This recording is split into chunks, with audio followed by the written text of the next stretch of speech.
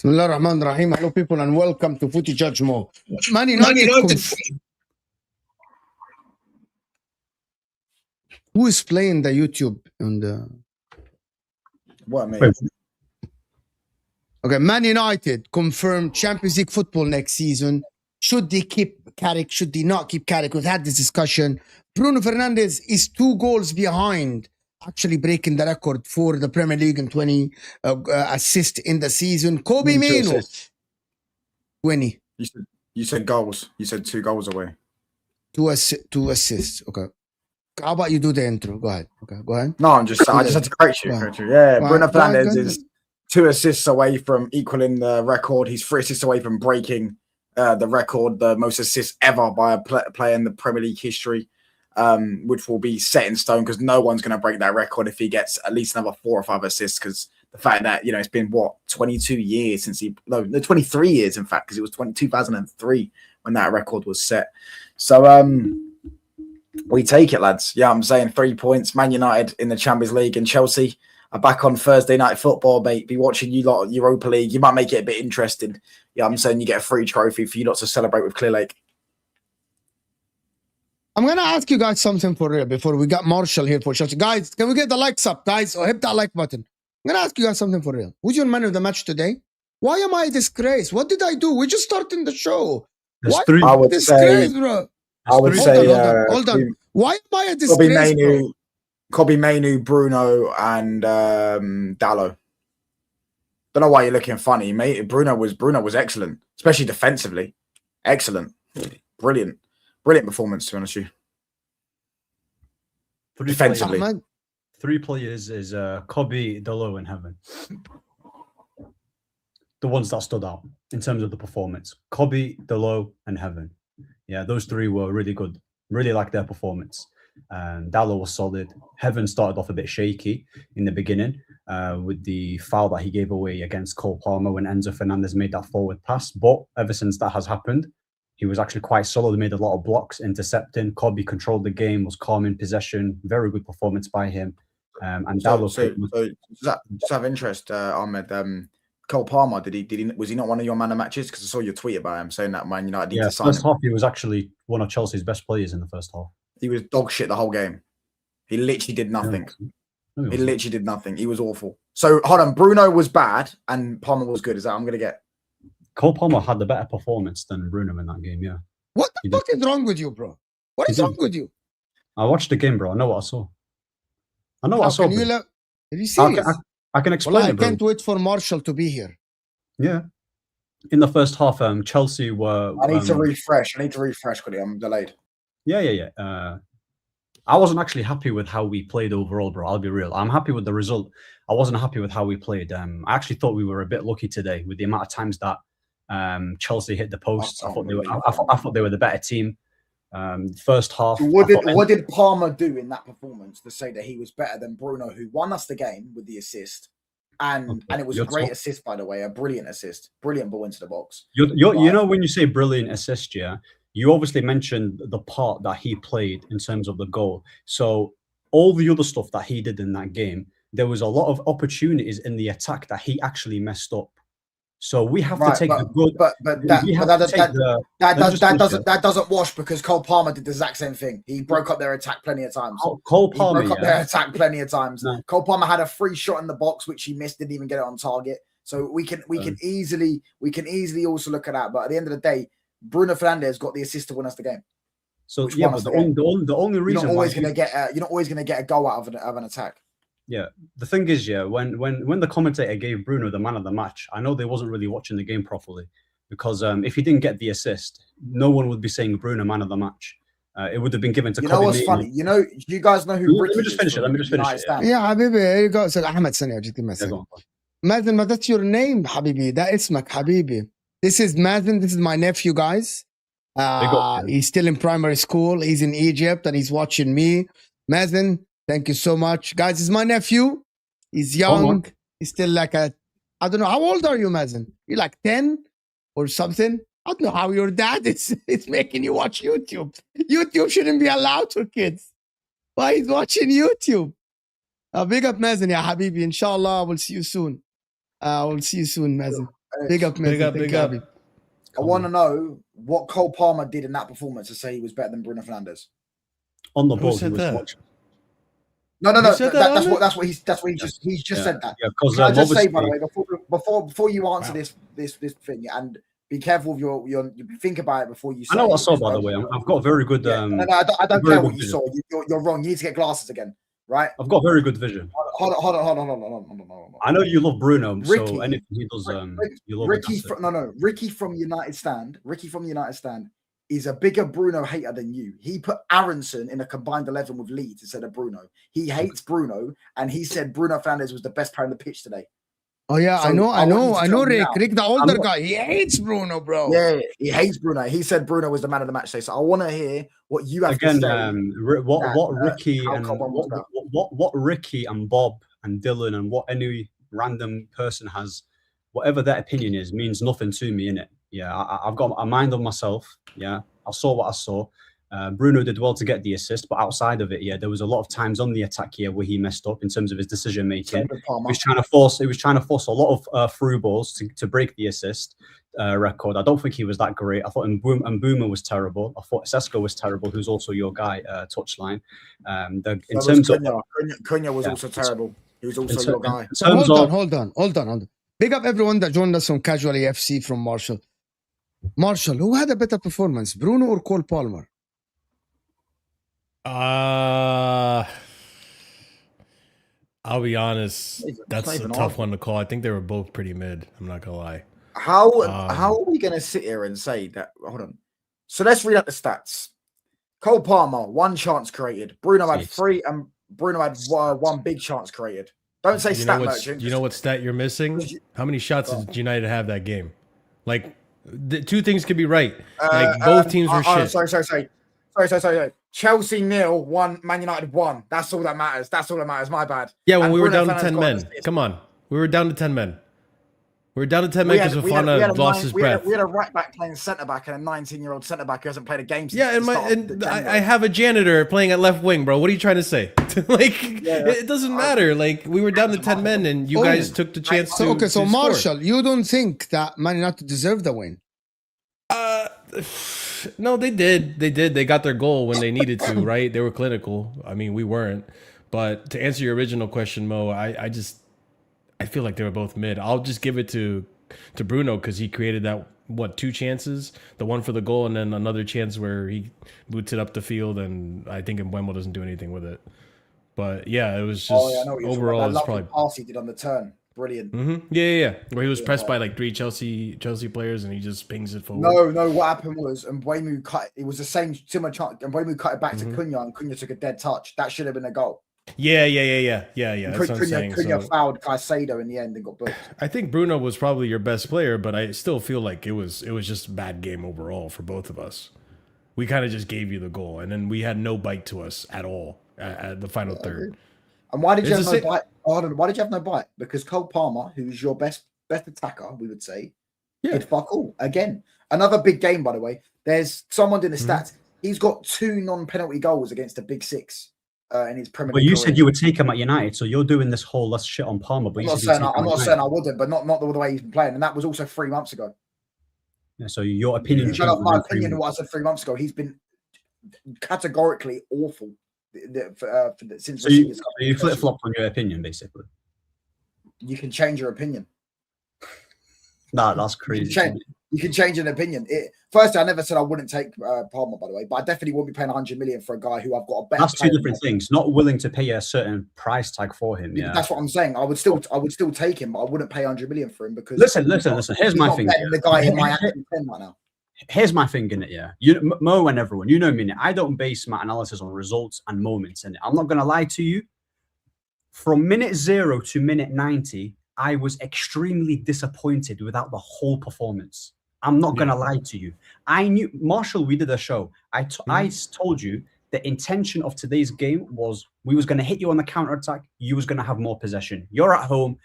The lineup solidified it for me. Mbeumo, Sesko, Cunha, Bruno. Let's hit them on the break. That was pretty much the plan. We got. It's very easy to say, yes, we got the win, 3 points, we got Champions League. But any other given day, they could have scored twice in that game, or even 3 times with the posts, with the opportunities that they created. So I feel like, objectively speaking, we kind of got away with it. We kind of did get away with it. It was kind of tit for tat. Like when you guys would ruin your own attacks with Mbeumo with a bad touch or bad decision, losing the ball, or whether it be Cunha with the horrible touch he had in that moment. Lads. Sorry. Premier League have just changed the score to 2-1 to Chelsea because they could have scored because they hit the post twice. That's what's happened. That's what's happened. No, but they could have scored, lads. They are now. The thing is, though, like 4 points behind Man United. You can't deny that the performance is bad, and if you guys keep playing like that, you will start dropping points. The performance was bad, but it didn't need to be good because you lot are just shit. It didn't need to be good. It wasn't good. I think we defended well at times. I thought our shape was really good. But I don't think on the ball. I don't know how people can. I was actually pissed off. I was pissed off that we didn't put more past you. The amount of times we got space in behind and we did fuck all with it. Yeah, Cunha and Mbeumo, Sesko. How do you think I feel? We hit the post 3 times, and these guys. I'm saying it from a perspective of we literally didn't even get a shot away. We didn't even have a shot on target. That yeah. You know what I'm saying? We literally did nothing with our attack. So. I'm pissed off that we didn't pop you off. I'm pissed off we didn't put. I'm actually vexed. I'm pissed off we couldn't get anything against you guys because it's every single time when we play United, I come out of these games thinking, fuck, they were there for the taking. We just didn't step up. Last time against Amorim, we did not step up. We gave you guys that game essentially because with the stupid red card. And I don't know what the history book says, but that's probably the first domestic double that United have done on Chelsea in God knows how long. It's probably been over a decade since the last time United have done a domestic double on Chelsea. So it's just embarrassing from that point of view. But then I look at the game itself, the wasted opportunities constantly from Pedro Neto and Garnacho. Second half of the game, Palmer just completely disappeared off the face of the earth. I don't know if that had to do with Mainoo's substitution coming in and just, locking up shop or whatever. And then Delap, it's sad to say because this is how low the bar is. Delap was our best attacker in this game. And he barely did anything. All he could do is hold up the ball and just pass it along to someone else to ruin it. So when that happens, I'm pissed off we don't get a win because you guys weren't that great. That's fairs. I'm pissed off we didn't put more past you. Garnacho was great, by the way. Man United's best player. Got to take my hat off to him. You know what I'm saying? Neto was awful. You lot are trash. But the only players I thought played well for Chelsea were their centre backs. Yes. I thought they dealt with Sesko quite well. Yeah. And again, that's the thing that annoys me the most because the moment Fofana has to come off the pitch, Moises Caicedo has to pick up Fofana's guy. So you see it in the play, right?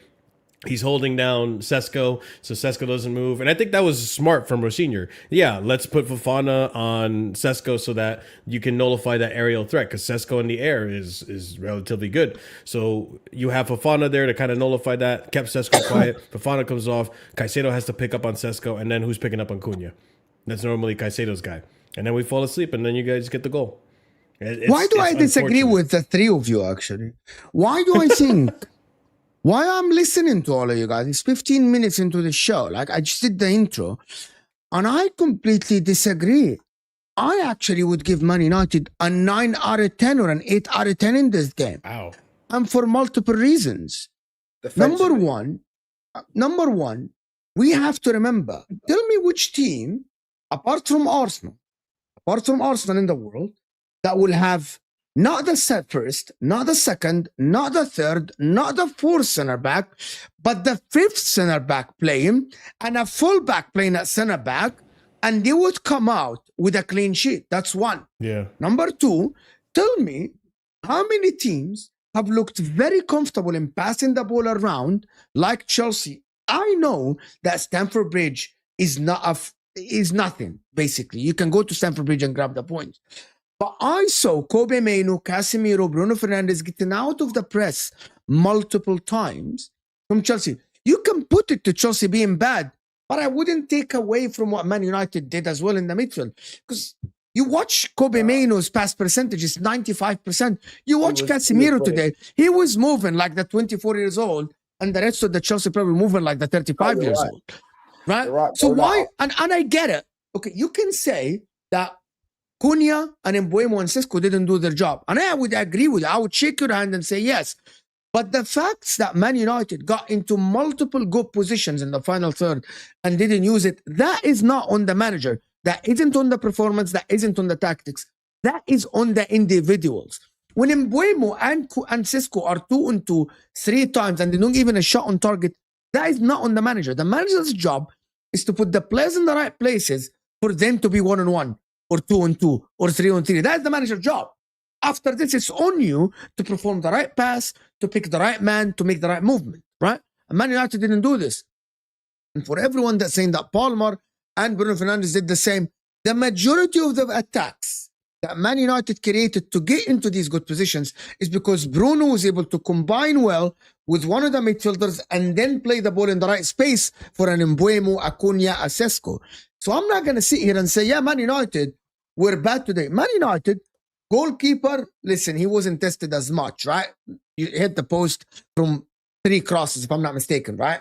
Mm-hmm. And it was just a tangle and you're good. I thought the 2 center backs, I know Mazraoui didn't play amazing, but for a full back to step in and center back and play like this, that's fantastic. I thought Dalot was very good, and I agree with Ahmed. He was very, very good today. Solid player. Yeah. I thought Luke Shaw, number one, people underestimate one thing. Multiple times, and I'm going to say this for only the people that played 11-11, multiple times, Chelsea would hoof the ball forward, and Luke Shaw would have Neto or Estevão or Garnacho or Delap running at him, and his first touch to put the ball under control would ease all this pressure. Watch the difference. I'm going to tell you. Yeah, but watch the difference. When Man United play the ball forward, Pato can get it under control. Fofana has to clear it first time. Luke Shaw put it under control, turn, play with Le Mans or play with Heaven or play with somebody. That is releasing the pressure. People didn't see that. You know what I mean? And I would say, Kobe Mainoo, for me, man of the match with direction of that, levels above everyone else on the pitch, including Caicedo, Enzo, Palmer, everyone. Kobe Mainoo was levels above everyone, in my opinion. The way he moves. I thought Bruno played well. I thought Cole Palmer started all right, then completely faded. Like, I completely forgot that he played in the second half. Yep. Until he picked up that free kick, like around the, like on the right side. Mm-hmm. And I'm like, are you still playing? Are you asking for the ball? He completely faded away. Cole Palmer was dog crap, man. I don't know what we're doing. I thought, in the second half, he didn't show. And I didn't think that he showed any fight as well, which is, it's just indicative of what Chelsea as a football club is zero fight in these guys. Nobody cares. It's just another day in the office. We lost at Stamford Bridge. What is new? Let's go home, have a glass of wine, and maybe go to training on Monday to prepare for the next game. on Tuesday. Basically, that is what Chelsea. You want to know the worst player on the pitch? Probably the worst player in the Premier League? It's Alejandro Garnacho. I don't think there's a player that is worse than Alejandro Garnacho in the Premier League, including players from Wolves, including players from Burnley. I don't think there's a player that is worse than Garnacho. And I think Man United's biggest W this season is getting money out of Garnacho from Chelsea. Basically, that's your biggest W. I'm watching the guy and the freaking commentators, like I'm watching here on NBC or like Martian. The commentator at some point said, yeah, everyone recognizes the young talent. I'm like, fuck off, young talent. Young talent. Can I tell you a lot of that? Man United have beaten Liverpool, Arsenal and Chelsea away in the same season for the first time since 1984-85. Not even Sir Alex Ferguson did that once. Liverpool are away, Arsenal away and Chelsea away. It's also the second time ever in Premier League history we did the double over Chelsea. We only did that once when Ole Gunnar Solskjaer was here in 2019-20. So cheers for the 6 points, lads. You lot are on your fucking arse. But I wanted to ask something about Chelsea, but let me do the super chats, basically. Can someone explain why Chelsea subbed all? I wanted to ask Marshall this. Why Chelsea subbed in all defensive players and United subbed in all offensive players? Why did he sub in Achimpong and Shalaba when you were 1-0 down? I mean, it's part of what he said, right? The attackers are injured, but I don't know with this guy, man. Like, I haven't seen Mark Guiu play a minute since he's come in. Maybe like barring maybe Port Vale. I don't remember if he was even in that game. So we just don't have attacking depth. We don't have anyone. João Pedro felt his thigh in training, so he's out. Now Estevão is out. Like, we're just running out of players to play out there in the attacking positions. So there's not really many options. So yeah, Josh Achimpong was really the only option. And Cole Palmer was good in the first half. I actually don't think he was. I think it was all right. By the way, we are dropping the standards very low for Cole Palmer, by the way. Yeah, so I'm saying, bro, this guy was getting called best player in the league about just over a year ago, and now we're saying he played well. He did fuck all. He literally did fuck all. He did nothing in the first half. He did nothing in the game. And right now, he is a nothing player. He is literally... I get what Ahmed is saying. The talent is here. The talent is there. But you cannot say that you can live off talent for the rest of your life, bro. It seems like you can't. Of course, no one's denying You can't just say that. Like, he's a very talented footballer, Ahmed. But even Chelsea fans will tell you, but yeah, we know that you have the talent. Just show us then. It's just give us something on the pitch that we can say, yeah. Like, you cannot live off talent for the rest of your life. It's impossible. Like, he needs to start playing good. Yep. I agree. I think it's when we were in this bad of form under Pochettino, we saw Palmer step up. So it's not like he's unable to step up again when he's surrounded by players that maybe aren't to his level. I saw Jarell Hato, 20-year-old left back from Ajax, right? Got kind of converted into he plays a little bit of center back. So today he was forced to play at left center back. Man of the match performance. He stepped up. 20 years old. Yeah, doesn't matter if Kukura's not good. Doesn't matter if Gusto's giving ball away. Doesn't matter if Fofana's not good enough to be a center back at Chelsea. He still stepped up and showed the standard.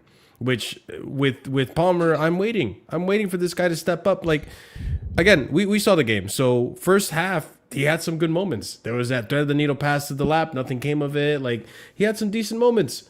But in the second half, you disappear.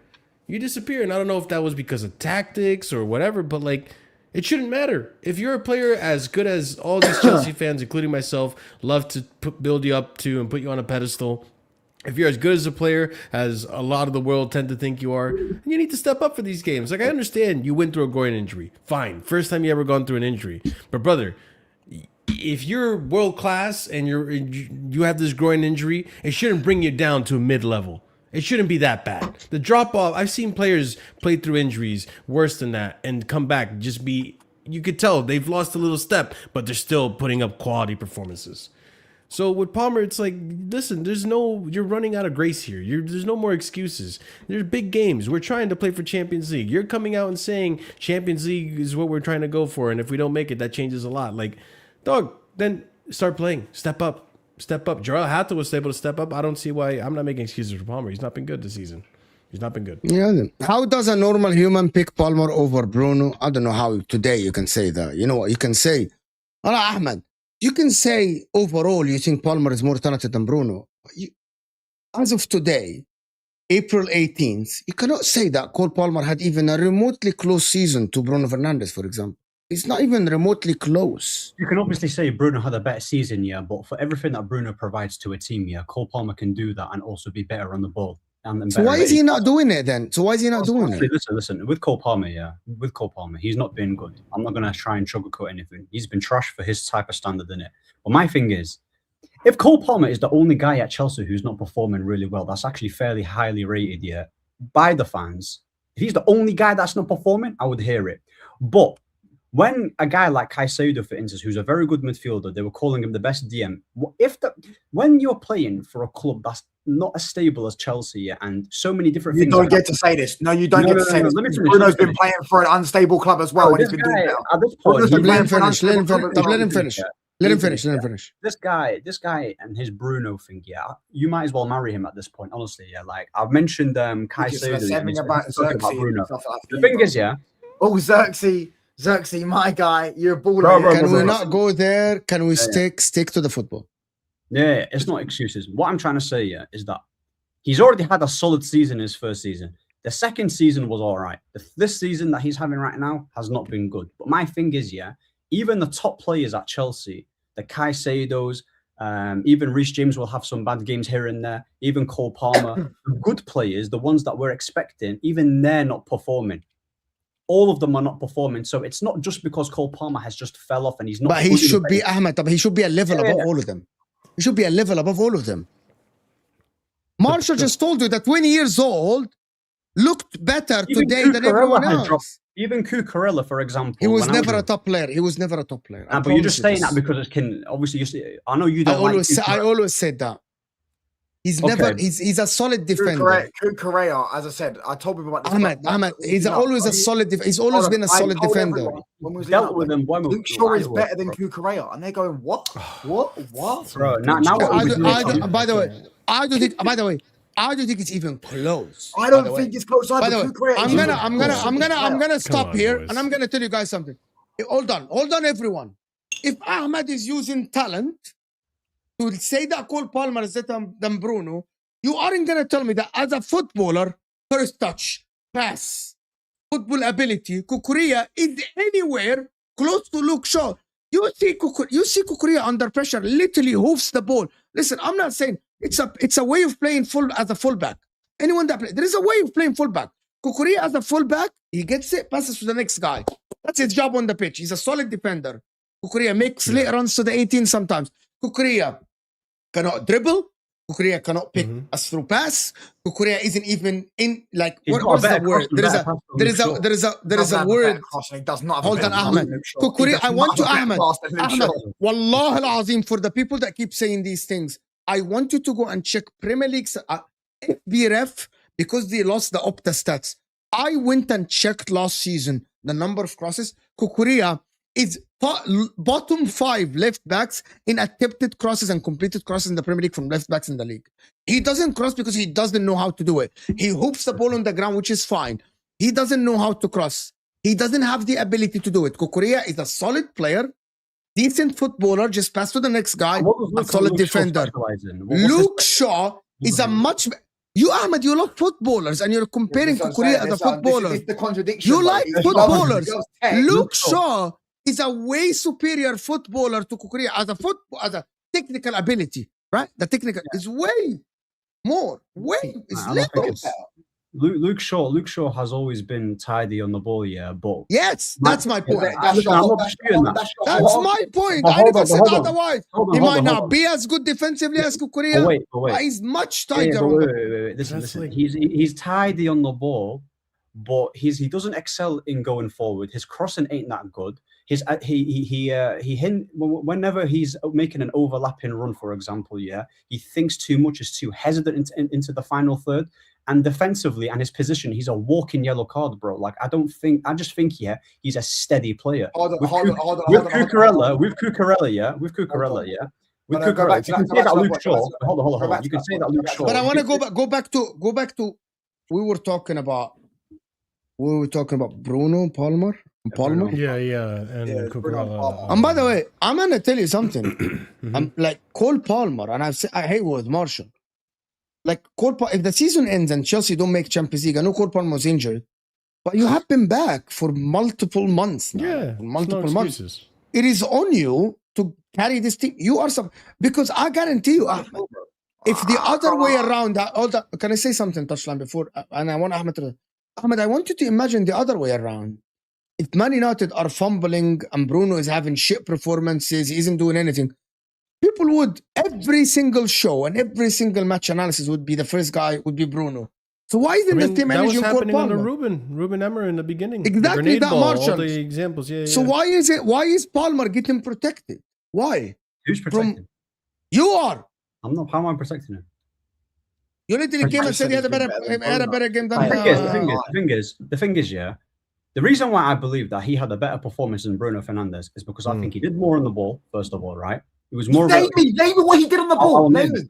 Before you have a heart attack, I'll name it.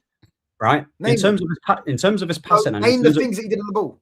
Yeah. In terms of what's it called? During the situation with Aiden Heaven, where he was making that pass when Enzo Fernandez fizzed it into him, on the ball, where he did that little turn where he won that foul on the free kick, right? In that situation, honey, he just absolutely made that up, by the way, because that's not what happened. That's not what happened. That's not what happened. That's not what happened. The ball got put into Palmer, and then Heaven just was. And he didn't win the foul. And Palmer didn't win the foul.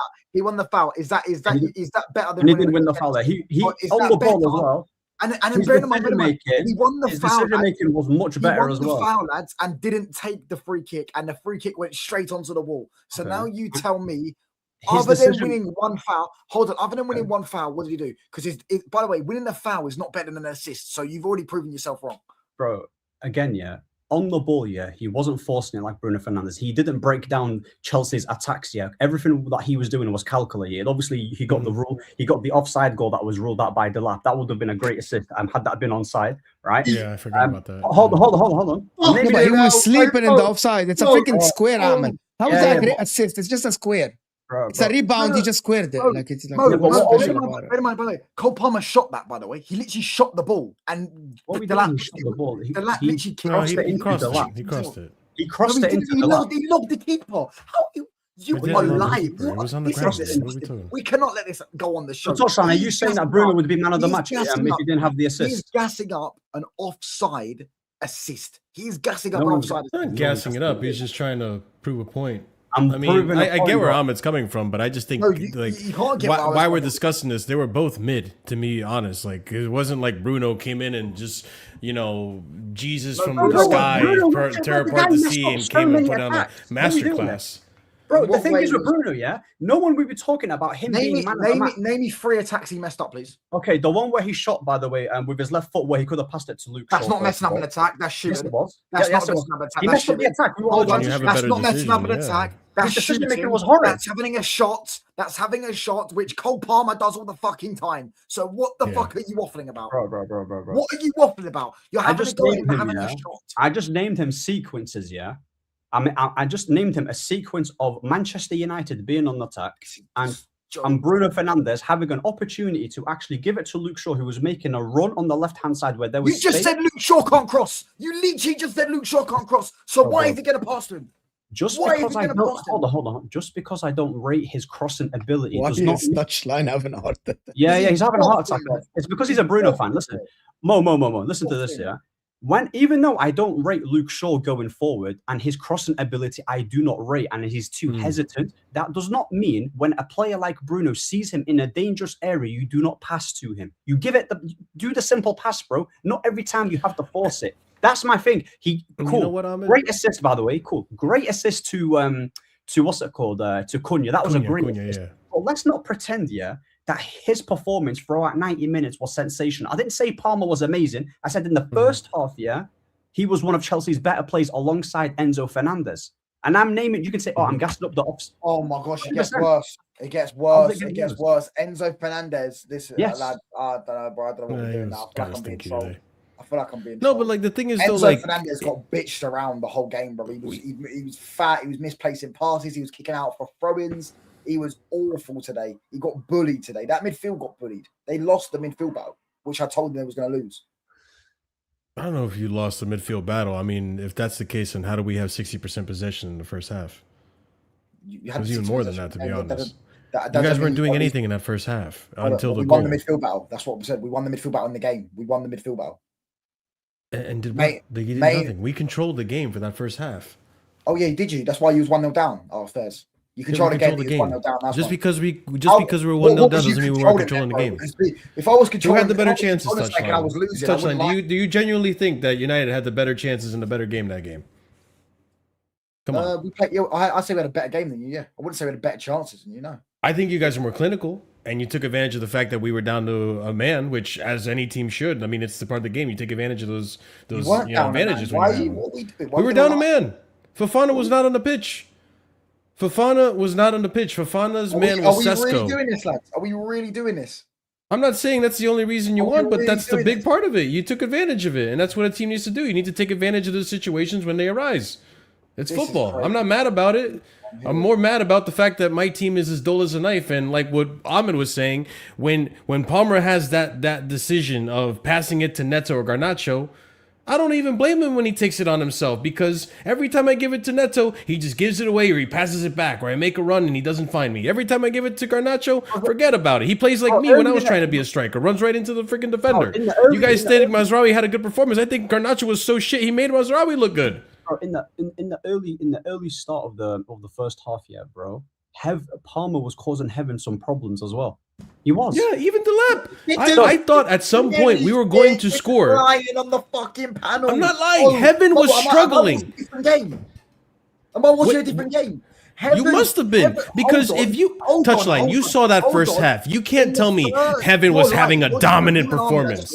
Ahmed is lying because he hates Bruno. The reality is Bruno Fernandes was one. We're not talking about Bruno now. We're talking about Aiden Heaven. That's why he won man of the match, because the commentators saw it as well, and other people also saw him be the best player on the pitch, or one of the best players on the pitch. Secondly, Heaven struggling is a lie. Delap got round him. He then made a last tackle. By the way, he was took the ball out. Heaven was having a hard time today. And then one time, Heaven was fucking brilliant. No, he was having a hard time. We're doing the same thing that Chelsea fans did about Acheampong against Crystal Palace. Let me just say something real quick here. I've just said that the three players that I thought played well.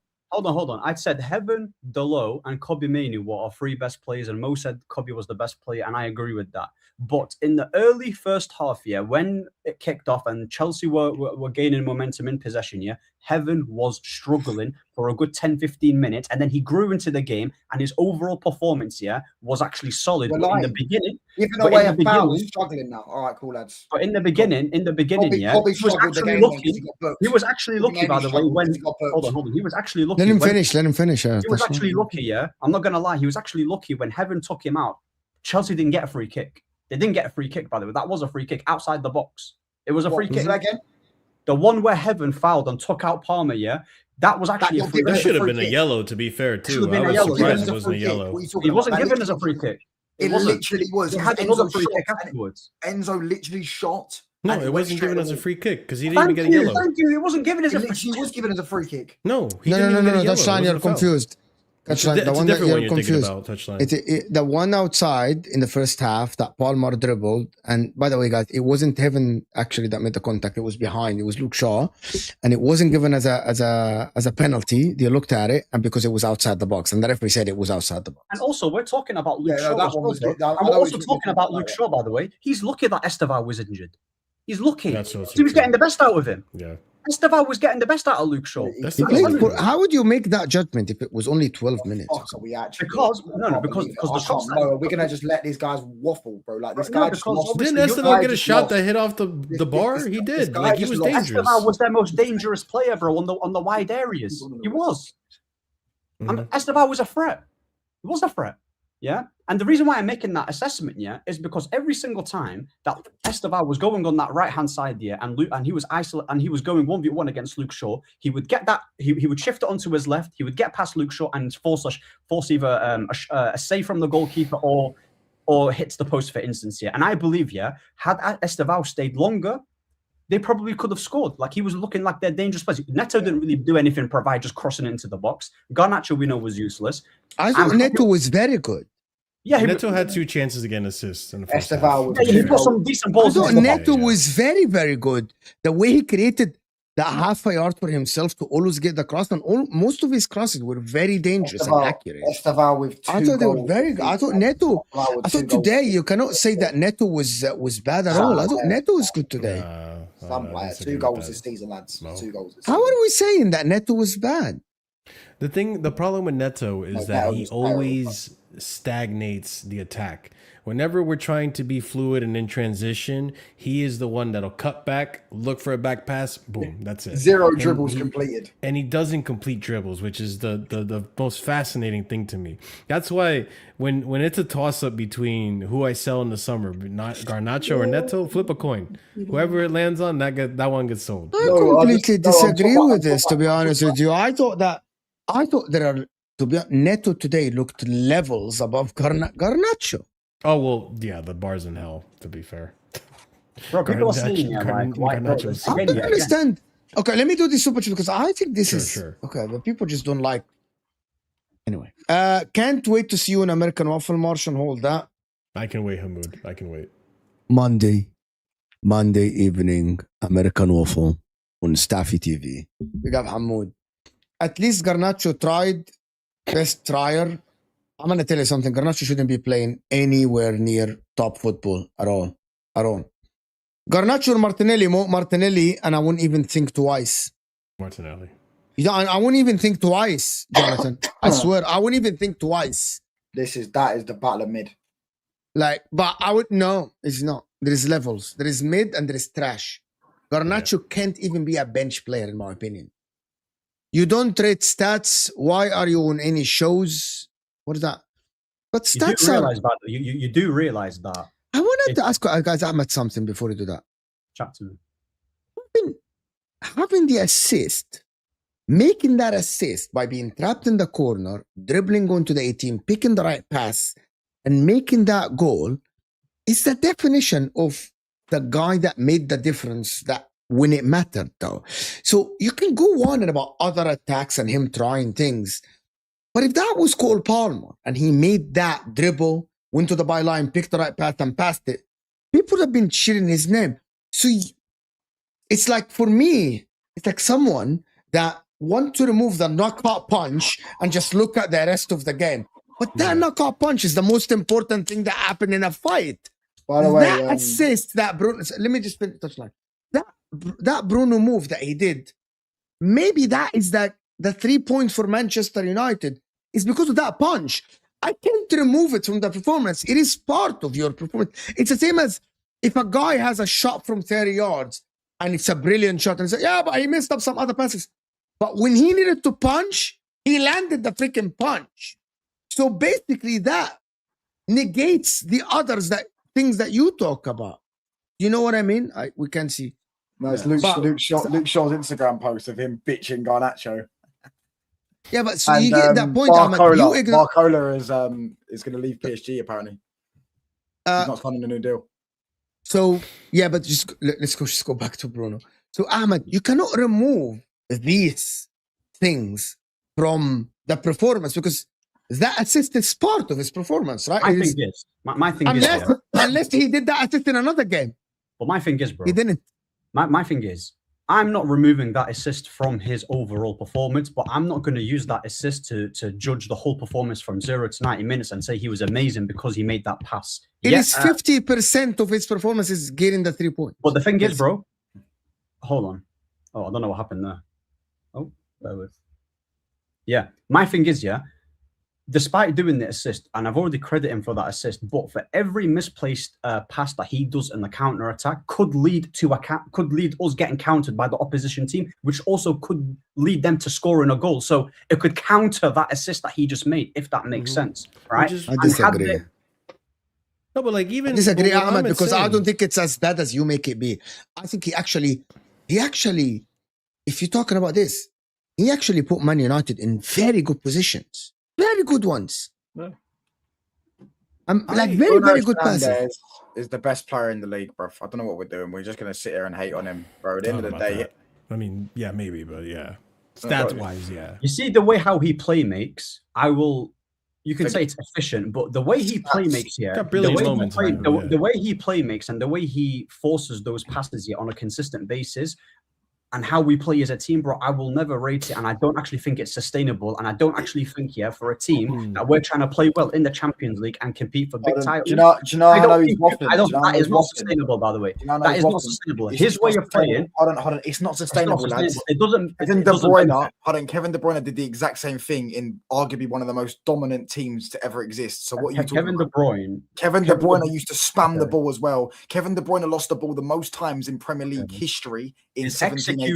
So Kevin De Bruyne also was spamming the ball and were losing the ball. He was doing the exact same fucking thing as Bruno Fernandes did. So it's not sustainable, lads. It's not because what have we buzzword? It's not buzzword. Kevin De Bruyne's execution and his decision making is far more consistent than Bruno Fernandes. Yes, he might give the ball away a lot of times in the game, but when he doesn't, when he misplaces the pass, it's literally minuscule. Like literally, he missed the play by this much. Yeah, and he does that on a consistent basis. With Bruno, let's say there's 5 passes, 2 of them will be elite. The 3 will be nowhere to be seen. That's the difference between Bruno's passing and Kevin De Bruyne's passing. To your point, Ahmed, that's why when we talk about today's game and Touchline said that you guys dominated the midfield, I completely disagree because it was those balls, those chances that either Bruno took or Casemiro took that Caicedo for me was probably the best midfielder in that pitch. Despite the fact that he didn't get assists or anything. Kobe when he came on, sure. Yeah, but like Caicedo was eating up. The whole game. Kobe when Kobe started the game, and I thought he was the best. I didn't even know. I thought he came on the second half. I didn't even notice Kobe Mano was in there in that first half because that's how much you were dominating you guys in that first half. You weren't. I didn't even notice Kobe Mano the whole time. Now. Like, we're just. I'm not lying. I'm being honest. I didn't even know. I thought Kobe Mano came out as a sub. And I thought I missed it. Lying now, we're just lying. Second half, Kobe Mano was brilliant. Everyone Don't in get the me chat wrong. was saying Kobe man of the match as well. Like, what are we gonna do? We're gonna sit and play. I thought Caicedo was. If you look up how many interceptions he had, Caicedo had a few today because you guys were just leaving us the ball constantly. Kobe Mano was the best midfielder on the pitch. But by the way, I just want to say something, guys. I want to move on from this Bruno thing.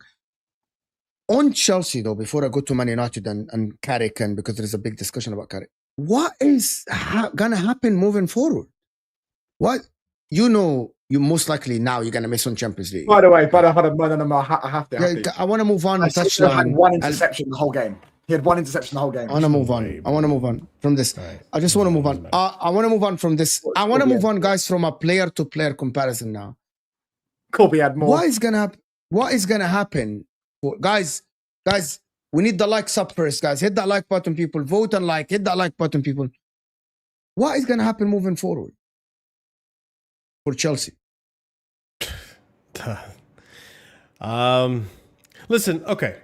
You know what? Because I know, Mo, you're used to me being very negative about Chelsea and all this stuff that's happening. But I'm going to be honest with you, and I know Chelsea fans are not going to like what I'm going to say. I thought today's performance was relatively good compared to the previous ones. I understand the context, right? I understand we haven't scored a goal since Aston Villa in the beginning of March in the Premier League. That was the last time we scored a goal in the Premier League. Yeah, the last time we scored a goal in the Premier League was the first week of March. It's been over a month since we scored a goal in the Prem. I understand we've been unable to keep a clean sheet since Brentford back in January. I understand we have a lot of deficiencies and struggles. But if I'm to look at just the game today, I can't even blame it on Rosenior. I think today, setup-wise, we did what we were supposed to kind of take the game to United, but the bite was never there. Whether it be Neto, whether it be Garnacho, Palmer, the way he just kind of dwindled off for the game. We didn't have I guarantee you, if João Pedro was in place of Delap, touchline, Ahmed, you guys are both agreed, Heaven would have had a shit game today because João Pedro gives Heaven a nightmare of a game today. Really puts him in uncomfortable positions. Okay, cool. Unfortunately, we had Delap, who only has one Premier League goal. Say if Maguire played against João Pedro, he has a better game than Heaven. We can all do the same thing. Yeah, maybe, but I'm just saying, like you could say Heaven had a great game and all, but also remember he's up against Liam Delap, who has one Premier League goal. So like, let's also calm down a little bit because based on today's game, if I was a United fan, I actually wouldn't be happy with the way the game went today. I would say, okay, we were kind of lucky we got that goal and we were able to come out of there with a clean sheet, but the performance, it could have been better. We could have seen much better performances all around. So overall, like what happens for Chelsea going forward, I hope it keeps improving, Mo. I hope that this manager, despite playing for a system instead of playing for wins right now when we need Champions League football, I do hope next season he instills his system, quote unquote, and we see better football. Today was an improvement. I'm not going to lie. We lost, but today was an improvement versus that second half of Man City versus previous games against Everton. Against Everton, we were absolutely dross. Today was a slight improvement, but the attack needs to get better, and that has to be fixed in the summer, which we'll see what happens. All right, just thingy. We all agree United should. I literally said when you got in there, we should have scored more goals, right? Yeah. We all agree we could have played better, but the fact we didn't play better, and you're not going to play at your best every game. Everyone knows this. You're not going to play your best, especially tough away games. We've not won at Stamford Bridge in 6 years. We've won twice in the league. Yeah, embarrassing. Since in 2003. Yeah, it's embarrassing. You haven't won at Old Trafford since I was fucking in junior, bro. I was literally like year one. So it's even more embarrassing. Right? But yeah, now we go there. We didn't have a great game, as you say. We still won. That's the whole point. Yeah. At the end of the day, you guys won. Yeah. We're not always going to win games of football in scintillating manners. We know we can. You're not wrong, Touchline, because at the end of the season, who gives a fuck about the performances? They want the form, right? You want not the form. You want the win. You want the result. Facts. You're fighting for UCL just like us. So obviously Brentford next week, we're probably expecting to go and play a better performance. But I think we played like that against Brentford. We probably won't win. Considering you guys didn't have your best center backs too, like it's you kept a clean sheet, which goes to show how bad my attack is. I wanna ask you something regarding this, because that will lead me to the next question about Manchester United. Is that looking at next season, Man United or Chelsea? Is the gap going to be as big as now? It's 10 points now. I'm expecting it to get bigger. Is there a massive gap between Chelsea and Manchester United, Marshall, before I go to the Man United boys? I want you to imagine Man United keeping Carrick and you keeping Rosenior. Yeah. Probably, yeah. The thing is, what United do that Chelsea haven't learned from, or at least I've not seen it on paper yet, Mo, is that when United Ineos decided to keep Erik ten Hag for as long as they did, they sack him, they get Ruben, they start to recruit the players, and they start to recruit better players. They learn from their lessons about who to get, no more Hoylands, give me proven players, all this and that. Chelsea have not seemed to have gotten out of that lesson yet. So if we go into this summer recruiting as poorly as we have, then I don't see United staying where they are. I think they're going to improve off of where they are. I think United go in the summer, get a midfielder that's going to help them big time. I think United in the summer probably get another center back, maybe a fullback in there. I don't know what's going to happen with the goalkeeper situation. I think they're pretty happy with Le Mans. So we'll see what happens. But the way Ineos are going, they're willing to improve on the team and buy the big players and buy the big names. Chelsea, right now, I don't see that. They're saying they might. I'll believe it when I see it. If they do, then we can have a different discussion, but we'll have it then. But as of right now, what I believe is going to happen, that points gap is going to widen because I don't think my team is going to recruit properly to improve this team. We're going to stay in the same level. Meanwhile, United are going to keep improving and potentially be in a conversation for, maybe a title race next season if they keep improving at this rate. Yeah, Fonzie's saying you sign players to get you wins, not to look cute. on the pitch. Yeah, that's what Man United do, to be honest. They sign players to win the games. You do need players that look cute. Like Kobbie Mainoo looked cute on the ball today, and he was very press resistant. But you also need effectiveness. You know what I'm saying? True. You don't just need Cole Palmer doing a nice turn, but if he then passes sideways to Garnacho and it does nothing, I hear you. Yeah. Palmer has 1 assist all season. What a joke! He has 1 assist. I don't know if that's true. Yeah, in the Premier League, 1 assist. In the Premier League, maybe, but he's been injured too. He was injured for a while. He played enough minutes to get way more than. Okay. To be honest with you, Cole Palmer played way more than 1 minute to actually get more minutes to get more than 1 assist. 1 assist, 9 goals, but 5. The thing is, Man United's problems can be rectified fast, while I think Chelsea will be longer. Yeah, I don't think so. I think Chelsea can hire a manager that is top manager.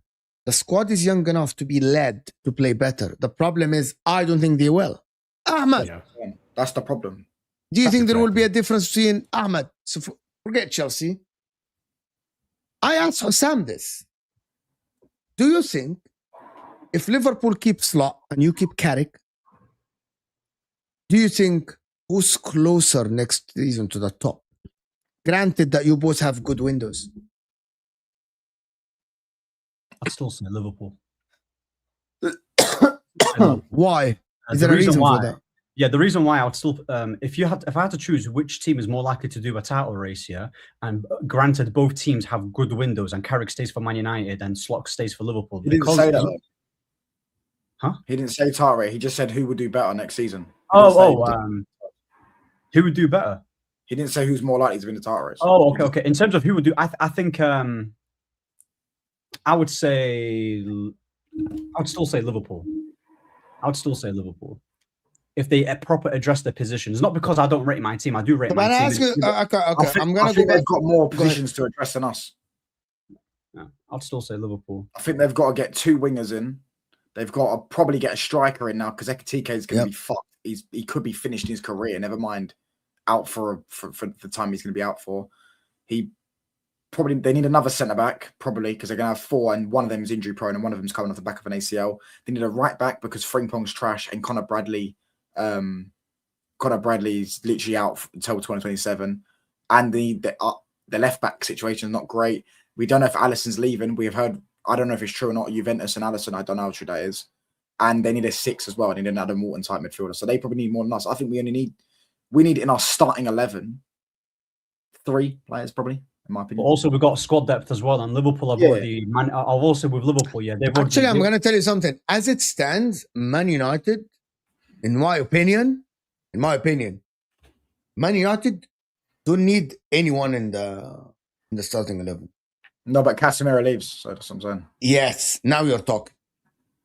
Casemiro leaves, you need to replace. But the difference is, I actually think that Man United, Mazraoui and Dalot are good enough. Not good enough for title, and I keep saying this. They might not be good enough to win the league. They might not be good enough even to put a title challenge. So Man United target next season, and that is the difference between Man United and Liverpool. Man United target next season is to be comfortable in top 5. Exactly. Yeah, Liverpool target next season is to challenge for the damn league because they just won the league last season. So the pressure is more on Liverpool. This is why I think that Man United don't need a lot. I don't agree with Touchline. He's saying 3. They need 1 to replace Casemiro. The rest of the team, I think it's good enough to sustain a top 5 position, be like Aston Villa or something like this. I don't think you need a lot, to be honest with you. Yeah, with United, with United, but you need that. But the difference is you need a lot of bench. Ugarte is not good enough. You don't have enough. You don't have a left winger that is good enough. I don't think Dorgu and Malacia both are. Dorgu might be good at left back or left wing. They need depth. Marco, I just said it before you actually send the super chat, Marco. They need a lot of depth, Man United. Man United don't have depth next season. But do you guys think if Iraola is available, would you keep Carrick? You get 3rd or hire Iraola? Over Iraola? Yeah, I'd keep Carrick over Iraola, 100%. Ahmed? I'm not a fan of Iraola like that, so I would still keep Carrick. But there are like a couple of managers that I would still try and get. Nagelsmann?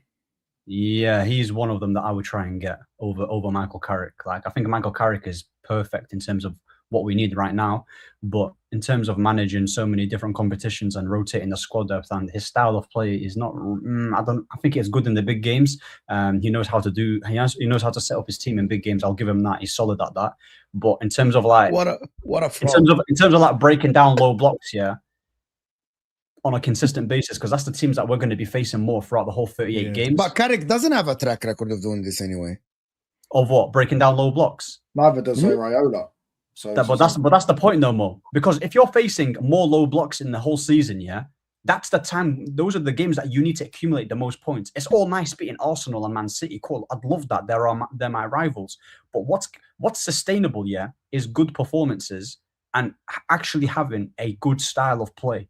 Yeah, and you can say, oh, but Arsenal don't have a style of play. Yeah, cool. But Arsenal have already tried the attacking football. We've not even tried that. Yeah, Liverpool have done it already under Jurgen Klopp, right?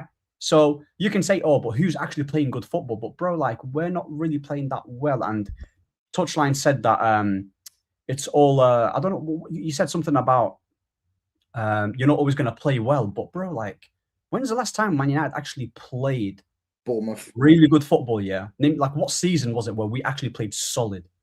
Like, it's been years. I probably agree with that, but probably at the end of the day, I stand on that. No one in this league plays well. The best two teams, Man City. Let's not pretend Man City are playing some scintillating football, because they're not. They're playing very strategic. They've got a manager, and they've obviously got difference makers too in their team, innit? Like, that's what I'm saying. So we get difference makers. If we keep Carrick, we have to get difference. You have the biggest difference maker in the league now. Yeah, I agree. Man United have the biggest, but with all due respect to everyone, Man United have the biggest difference maker in the league now in Bruno Fernandes. Is he going to continue? A bunch of them. Huh? They also purchased difference makers. Let's not forget, Cunha was a difference maker. He carried Wolves on his back that season, last season. And Mbeumo, one of the best attackers last season. You have the difference makers. And it's a matter of bringing a coach that can bring it out of them. Listen, I think with United's case, right, like, the grass isn't always greener on the other side. If I'm United, I stick with Carrick until I find the right manager to take this United job and take you guys to the next level to really compete. Because I wouldn't want another situation. If I'm a United fan, I wouldn't want another Ole Gunnar Solskjaer situation where I go for Ragnick and then things start going downward really fast. He's just a better version of Ole. That's what he is. He's a much better version. Yeah. I agree, 100%. No, but I think the mistake, guys, the mistake that Man United did with Ole is when Ole got second, they asked him to win the league the year after.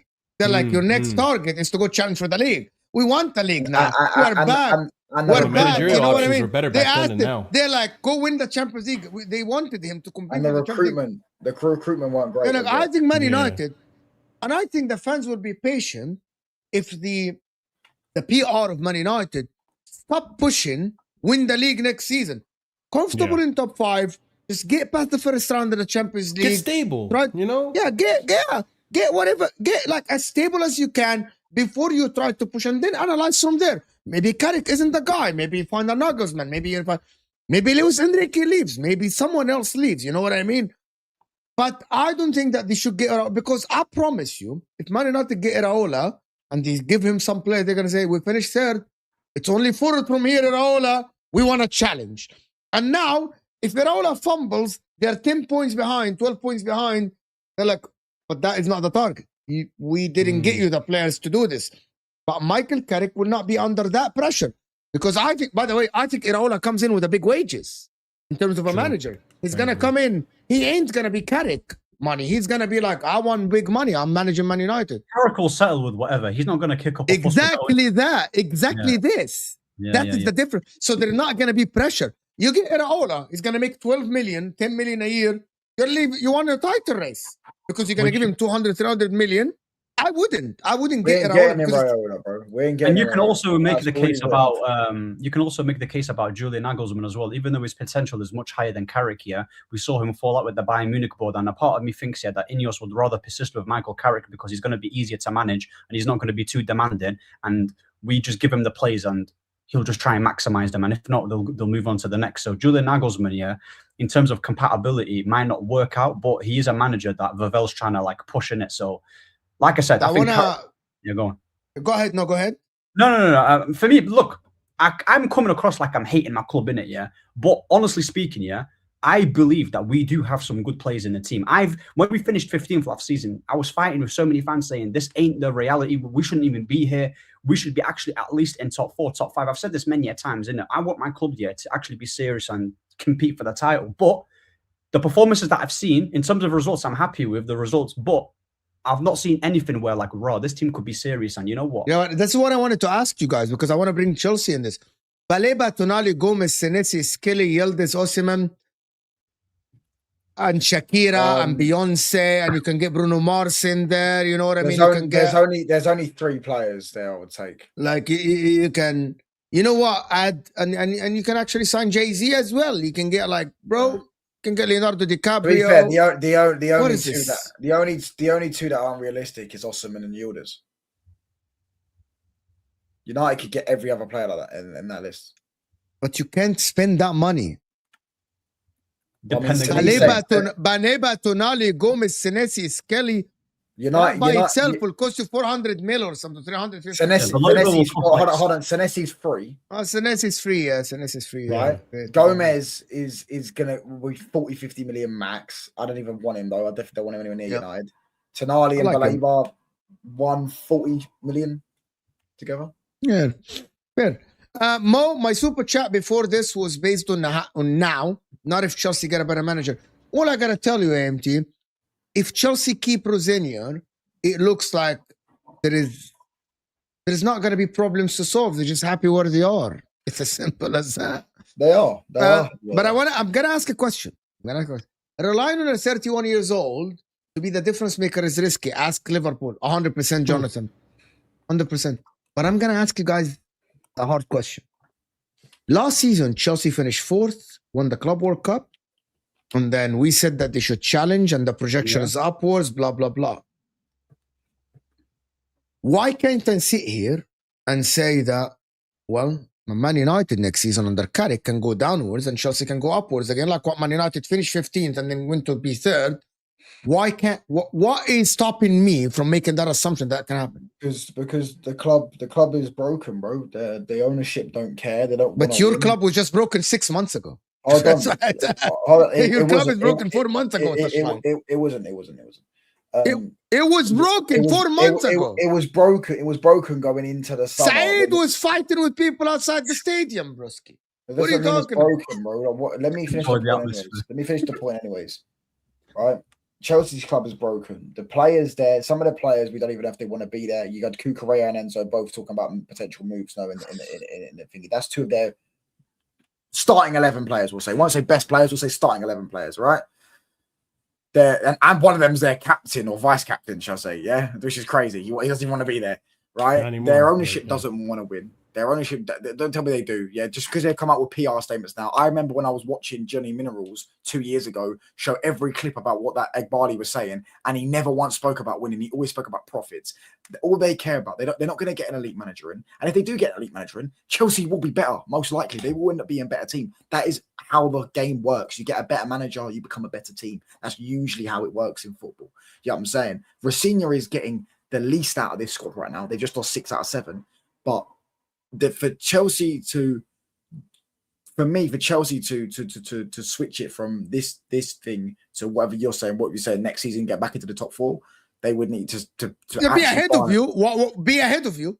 If Bruno if Bruno drops, Palmer comes back playing well, Enzo Caicedo playing well. Why? Tell me why not? Yeah, I mean, what evidence do you have to back your evidence? The evidence is my owners are going to my owners and what the board have said, what everyone's pointing towards. Maguire said it himself, are going to spend big money this summer, and the players they are already identifying, which they already did last summer, by the way. They've already given me thing in them to go, trust in them to go. I've seen this movie before when you sign top players and they don't work. We haven't got the same board, so what are you waffling? We haven't got the same board as that back then. That was Ed Woodward and Richard Arnold and stuff like that. Now we've got actual footballing people. No, but the board doesn't play on the pitch. You know that. Are you trying to troll? No, but you know that, right? You know that the guys don't play. My board can buy your football club, bruv. And you know what I'm saying? But it doesn't matter. But they won't play as well. You know that. The board, No, I'm asking for serious. You know that like the guys up there, they can't but they train will buy the players and they players can't like play. They will buy players that we need in the positions that we need, which And they're already linked with, and we're looking at. And when we get those players, we're going to be a better team, and we're not going to regress. The reason why Chelsea are worse than Man United this season is because Man United got better, and Chelsea have gone backwards. They've got a worse manager in charge, and they've gone backwards. So unless we is Rosenior worse than Carrick as a manager? He's worse than Maresca, is what I was saying. But yeah, he's worse than Carrick. That's what I was saying, right? Is that based on the evidence you have seen over the last 8 games? How many games has he managed Man United, Carrick? Like 13, 14, something like that, 13. Not 13 for sure. Because it was his first stint that I think his first stint. Maybe 11 actually. Maybe 11. So based on 11 games, we think that Michael Carrick is just a better manager than Rosenior also got sacked by Hull, bro. Well, we had to not Rosenior's got a leech track record. I think Carrick got sacked by Middlesbrough. Well, it was but that was because they sold all his bet. He almost got them promoted. He got on playoffs. What did fucking Rosenior do with Hull? Rosenior almost got Hull promoted, but they wanted to play a different way of football. It's the same scenario. Oh yeah, that's definitely why he got sacked. And he had Strasbourg 7th, if I'm not mistaken. He put Strasbourg in Conference League, and then before he left, Strasbourg were first place in Conference League. So Strasbourg were first place in the Conference League before Rosenior left Strasbourg. And then Rosenior was the same manager that took Strasbourg to their first European competition last season. Keyword, Conference League lads. It's also Strasbourg. You think because it's Strasbourg, it's levels. It's levels. It's like levels. Strasbourg is Strasbourg level. It's not a big deal for United, but it's a big deal for like a club like Stoke or something. You know, like it's the same thing. It is, but that don't mean I have to respect it because a manager does that. You don't have to. No, you have to respect it. The reality is, Carrick is doing a better job than him right now. And I believe you're not wrong. No one said otherwise. But they're saying in general, though. They're not basing it on form. I can only go off what I see, bruv. And Rosenior looks like a bum. He's just lost 6 out of 7 league games. 6 out of 7 Which games. Is better than Slot. The one that he won was against Port Vale. So he's lost 6 games in a row against top flight opponents. Carrick hasn't even lost back-to-back games. So I'm going to go off what I think, what the board of Man United has been saying, and what I believe will happen, and what I believe their board will happen. Their board, I don't think, are going to go out and get the players that they need. And I also just don't think in the club it feels good right now at Chelsea. But I got a caveat for you. You're number one, you're glazing Carrick too early, which is to follow up on what he's saying. I'm playing devil's advocate here. Chelsea have finished 12th, 6th, 4th. Yes, they've gone backwards, maybe this season, right? But Man United, the history says that we have seen this movie plenty of times. Exact movie. Onto the same board. Same exact movie. Ten Hag, by the way. Ten Hag finished 3rd, then 6th. Then why are we doing low IQ arguments? We're doing low IQ arguments. Ten Hag finished. Are you calling me stupid on my channel? I'm saying we're doing a low IQ argument because Ten Hag finished 3rd, and then he signed. He knows Mount. I'm joking with him. I'm joking with him. Ten Hag signed Mount, Højlund, and Onana. Yeah, his signings. He signed them because Højlund was with his agency. Onana on paper was a good player for Inter. Right? You watched him in the Champions League, right? He on paper, but he didn't end up doing it. So I'm going off what he did. But you know that when they signed him, it was the right signing. You know. Bro, right. Yeah. Anyways. Onana, we signed Onana because he used to work with Ten Hag, and Mason Mount was also in the Eredivisie, and Ten Hag loved Mason Mount, right? They were the 3 players, they flopped, right? Our board are not going to sign 3 of those players of that level and have the worst summer in our history ever again. We've got a new board, we've got footballing people in place, and that's ultimate, and they want to win, and that's ultimately why we will not be eclipsed by Chelsea because they're going to be fighting for 6th next year. Here's my thing about Ineos. Here's my thing about Ineos here, just to summarize it real quick. I think with them, all they've done is that they've done the bare minimum in terms of the signings. They've improved the recruitment, the wages has improved, they've invested money into the training ground. That's all nice, but comparing Ineos to the Glazers, because the Glazers were so clueless and they why did I do that? No. I'm not saying you. I'm saying in general. We shouldn't be judging Ineos here with the past recruitment because guys like Richard, I don't know what Ed Woodward and some other guy, they were just clueless. They didn't know what they were doing. They were just spending so much money. The wages was broken, and they were just hoping, that they would just slap so much money on the players that they can get, and then it would work out, right? They didn't really plan on the players' development. They didn't really plan in terms of the managers they were getting now. They had no plan in place. Yeah, they had no plan in place. And these guys, cool, they might have a plan in terms of what players they want to get, but with their managerial choices, the most important decision, a manager can do, an owner can do, is pick the right manager. Yeah, because at the end of the day, all the recruitment that we're talking about. And have Chelsea picked the right manager? No, they've actually, the new recruitment of Chelsea has been they've picked Graham Potter, serial loser, dog shit manager. They picked I'm not saying Chelsea's recruitment. Mauricio Pochettino, I wouldn't call him a dog shit manager because I think he's half decent, but he's a serial loser.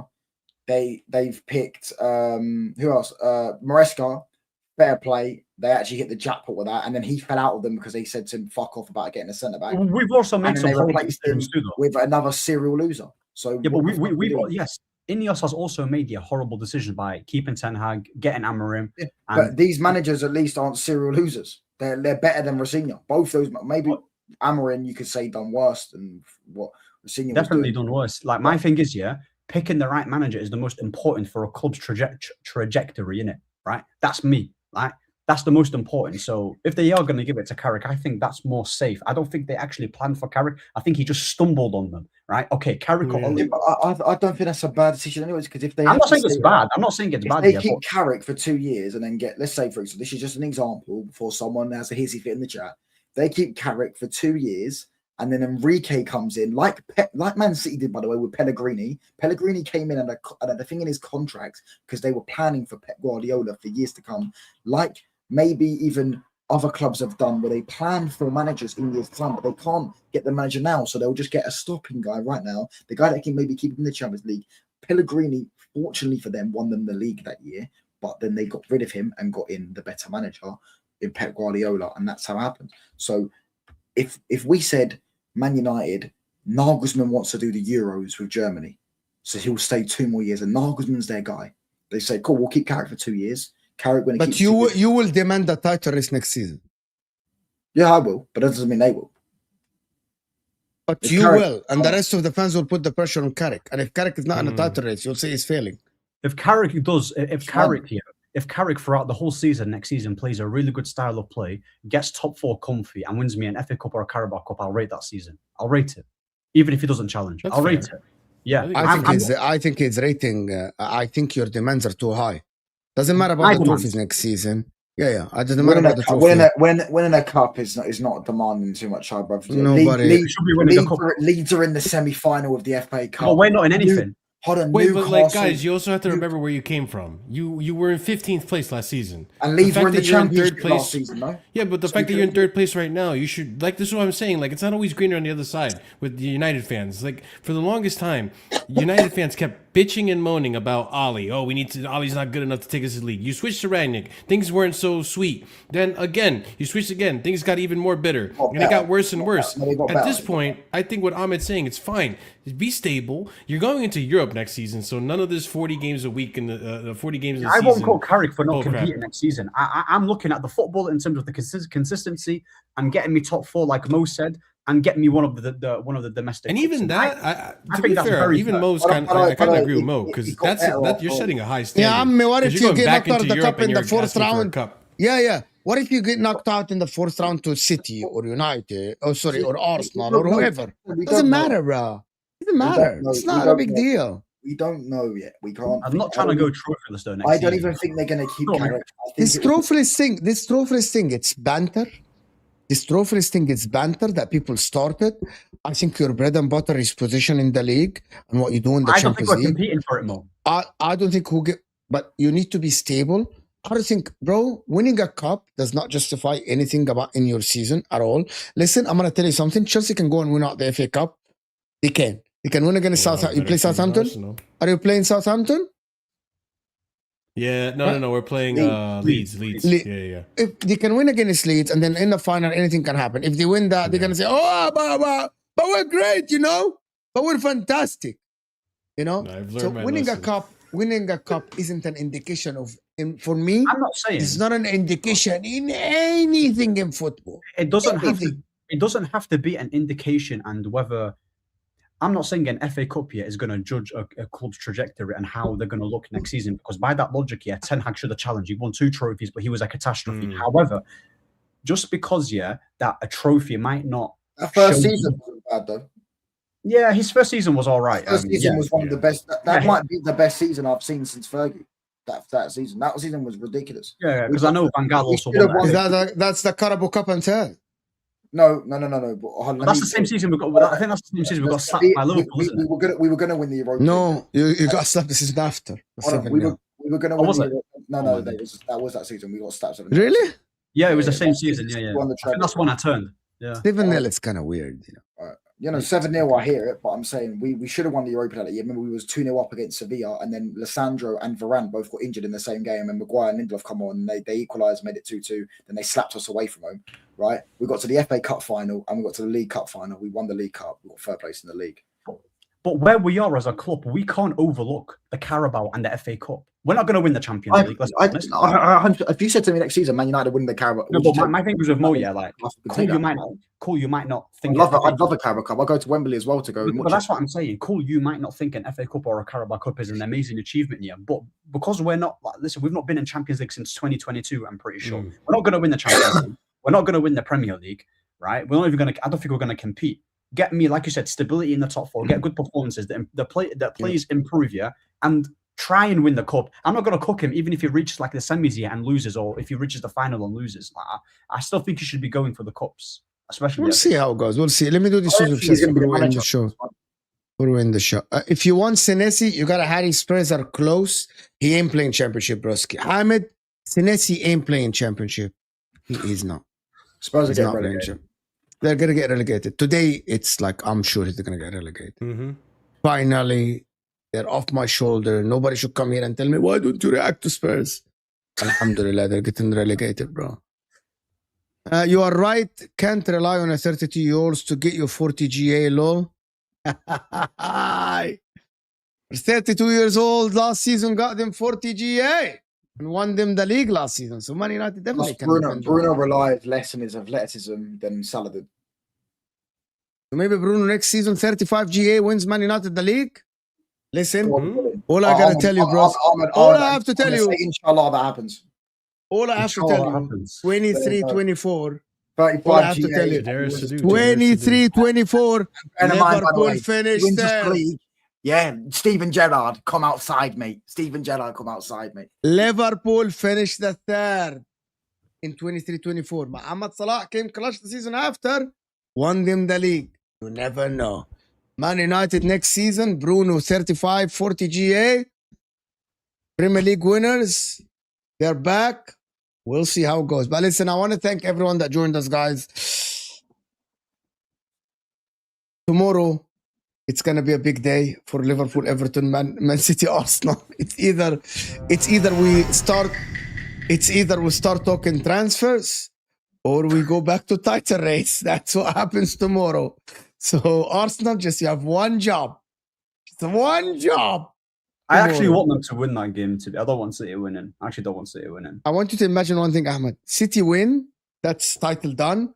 By Chelsea losing today, if Aston Villa win tomorrow, they are 10 points ahead of Chelsea. That's top 5 done. The season is over. They should hand the medals, relegate the teams, and that's it. That's it. People should stop playing football. Like, that's a thing. Tomorrow as well. Don't forget, Liverpool got a big game. Merseyside derby in that. It doesn't matter. Yeah. It doesn't matter because Chelsea lost. It doesn't matter. Oh, no. Yeah. Chelsea lost. It matters for me, Mo, because if Everton win and what was the other team? Bournemouth? Oh, yeah, they can go above you. If Everton, if Everton win and Brentford win, we go to 8th. Wallah al-Azim, the funny guys, I'm just gonna say before I end the show, the funniest thing this season, if Chelsea finish in a position when next season they play Conference League.